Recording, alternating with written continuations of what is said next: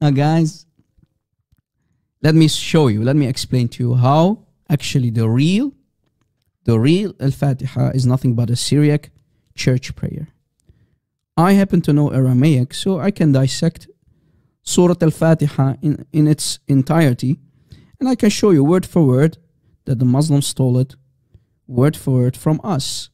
We Christians from the Middle East who happen to speak Aramaic, Syriac Aramaic, we recite this prayer almost every Sunday in our church. And I hope you can take notes, guys. I hope you can take notes. Here in front of you, guys, take a screenshot for the love of God.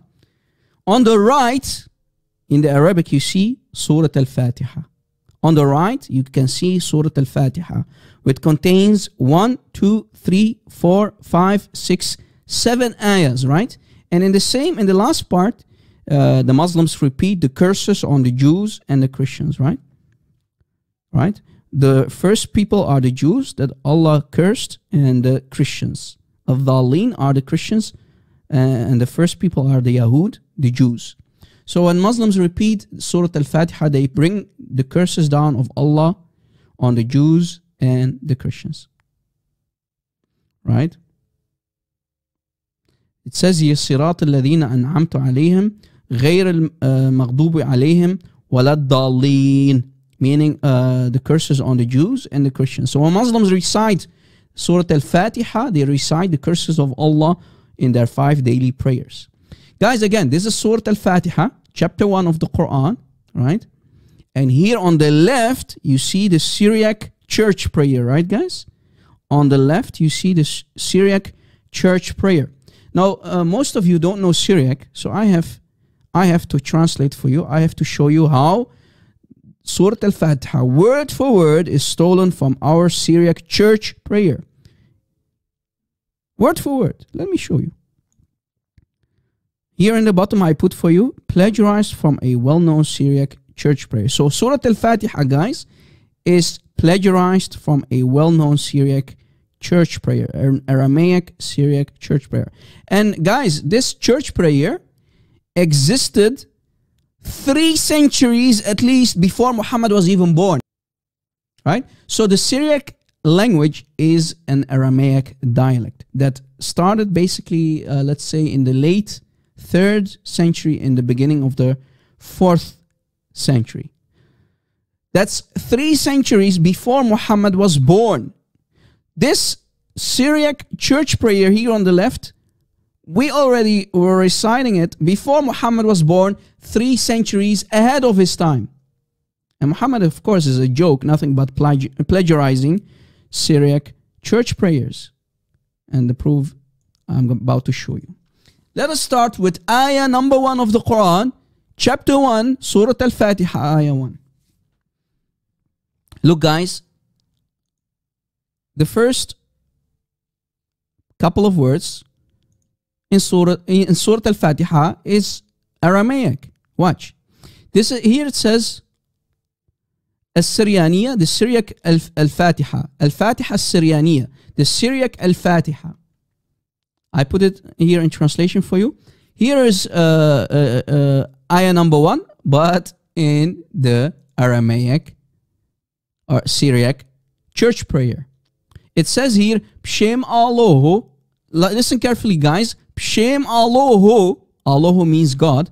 B'Shem Allahu, in the name of God, Rahman Rahim. Do you hear it? B'Shem Allahu Rahman Rahim. The Arabic in the Quran, in Al-Fatiha says, Bismillah ar-Rahman Rahim. Do you hear it?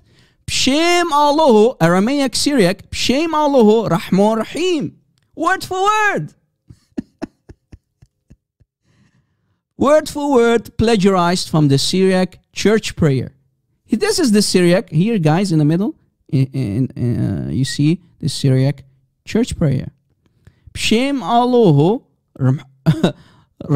Rahman Rahim. And the meaning is, in the name of the beloved God. Guys, in Aramaic, in Syriac, God is Allahu, meaning in Hebrew, Elohim, right? Elohim. Allahu means Elohim in Hebrew, but this is the Syriac Aramaic language. Word for word. Copy paste. Do you see when you copy paste from church prayers, you'll cause a disaster for yourself? Do you see how when Muhammad had access to these books, and we showed you in the beginning, guys, that Muhammad had access to many church prayers, including this one, many Syriac books, because he was working for Khadija, he was a merchant, and he could plagiarize from all these books, right? Let us go back. So, again, the very first sentence of the Syriac church prayer already explains that Al-Fatiha is stolen. In the name of the beloved God, Allah. B'Shem Allah, Rahman Rahim. B'Shem Allah, Rahman Rahim. Ayah number 2. Nothing but a Syriac church prayer. The same church prayer. Look. Hamdu li Allahu Rabb al-Alamin. Alhamdulillah Rabb al-Alamin. That's what the Arabic in Ayah 2 says. Hamdu li Allahu Rabb al-Alamin. All praise to God, Lord of the universe. Copy, paste. I mean, when you're going to steal, at least change a couple of things, man. So it does not become obvious. At least change something.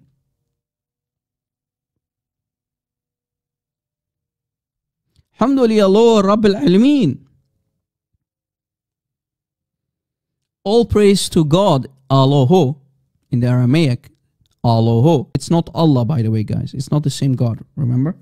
When we say Allah, it's the Elohim of the Holy Bible, all right? Guys, do you see how important it is to know Aramaic? To decipher the Al-Fatiha, and to show you that it's nothing but copy-paste, word for word. Again, Hamdulillah Allahu Rabbil Alameen. The Arabic Al-Fatiha of the Quran says, Alhamdulillah Rabbil Alameen. Copy-paste. Ayah number 3, also copy-paste. Rahman Rahim. Rahman Rahim. Rahman Rahim. The merciful, the beloved. Copy-paste. Ar-Rahman al-Mahbub, meaning Rahman Rahim means the beloved merciful, or the merciful, the beloved. Copy-paste. Ayah number 4. Malik Yom Dino. Malik Yom Dino. Malik Yom Dino. Malik Yom Din in the Arabic Quran. Malik Yom Din. And the meaning of, if we translate it to the Arabic, it means the king of the judgment day of the last hour, right? The king of the last hour. Yom al-Hisab. Master of judgment day. The owner of the judgment day. Malik Yom Dino. Copy, paste. Stolen, plagiarized. Wow! Please use this, guys, in your debates. Guys, we are already 4 ayahs ahead, and we see nothing but copy-paste plagiarization by Muhammad and his thieves. Bunch of thieves stealing our Syriac church prayer. You see here, this is the Syriac, right, guys? Malik Yom Dino. Malik Yom Din in the Fatiha of the Muslims. Church prayer is nothing but a church prayer, man. You bunch of thieves. Bunch of thieves. You see how the Muslims are nothing but bunch of thieves? How Muhammad and his thugs are nothing but bunch of thieves. They were not only caravan robbers, but they also stole our Syriac church prayers. Copy paste, word for word. Ayah number 5. From the Syriac church prayer. Echo at Na'bid, meaning we worship you wherever you are. Here it's a little bit different. We worship you wherever you are. And the final part of the ayah makes it even more clear.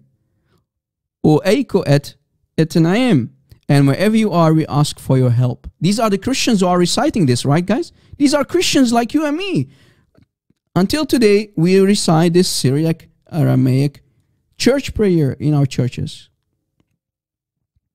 Ayah number 6.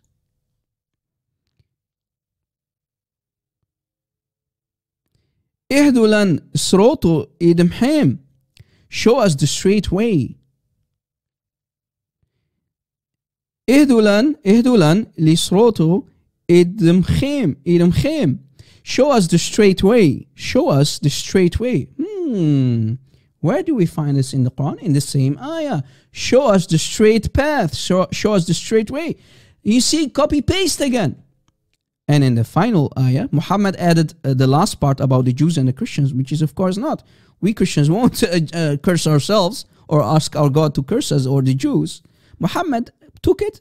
He and his scribes took it, stole it, but they added the last part to it. Look, the way of those on whom you bestowed your grace.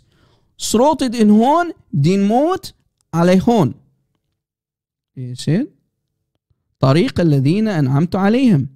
It's the first part is the same, but Muhammad added the cursing part about the Jews and the Christians.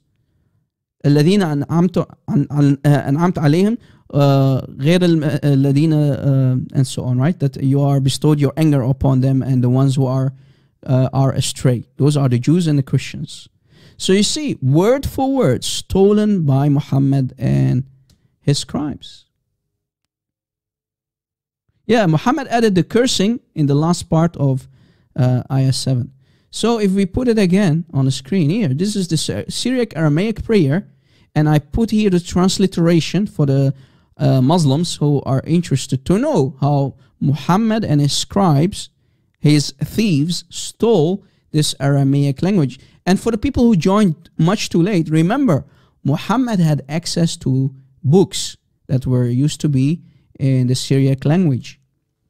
Muhammad was a merchant working for Khadija, and he received many such books, and he used to ask Zayd ibn Thabit. We talked about it. Let me talk about it again for the people that joined. Muhammad commanded Zayd ibn Thabit, the same guy who collected the Quran. Muhammad asked him, do you know Syriac well? Do you know the Syriac language well?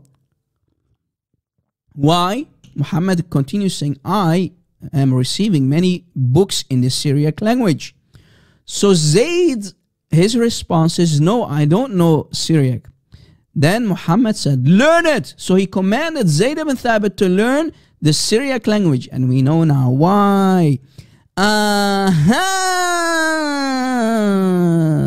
The puzzle pieces are starting to fit their right places, because he needed Zayd ibn Thabit to steal and plagiarize and make it Quran. This is our church prayer here in the Syriac. It's our church prayer. If you go to a Syriac church, you will find this prayer in the Syriac books. Okay? We even have the books. This is a copy of the book, right? Copy of the church hymn, right? When you recite the prayers in the church, this is the copy of the page. It's a book. Do you see? It's a book. So, and this is Surah Al-Fatiha. Word for word, Muhammad stole it. Muhammad and his scribes stole it and make it Quran. Now, do you understand why Ibn Mas'ud didn't want to include Surah Al-Fatiha in his Quran?